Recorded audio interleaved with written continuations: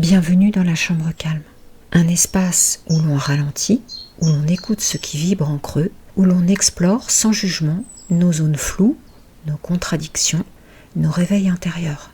Aujourd'hui, je vous propose de marcher ensemble autour d'un mot essentiel, le non. Dire non, c'est parfois tout un chemin. Dire non, c'est souvent se dire oui. Dire non, c'est parfois si difficile, on croit que ça va blesser, que ça va déranger, qu'on va perdre l'amour, l'estime, la place qu'on essaie de garder. Alors on dit oui, un oui qui rassure l'autre, mais qui nous éloigne de nous-mêmes. Et souvent derrière ce oui, il y a un mensonge. Pas un mensonge dur ou manipulateur, un mensonge doux presque invisible.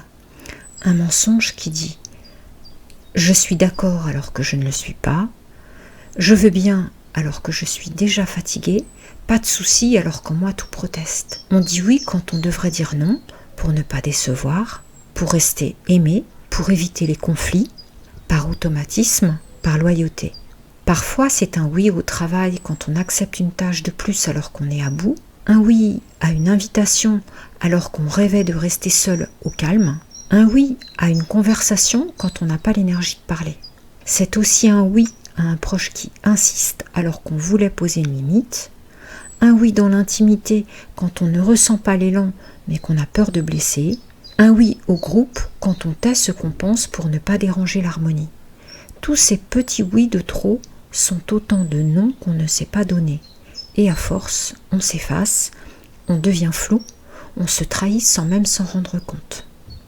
Dire non, c'est parfois trembler, c'est ressentir la peur de perdre, c'est oser être clair là où on avait appris à arrondir.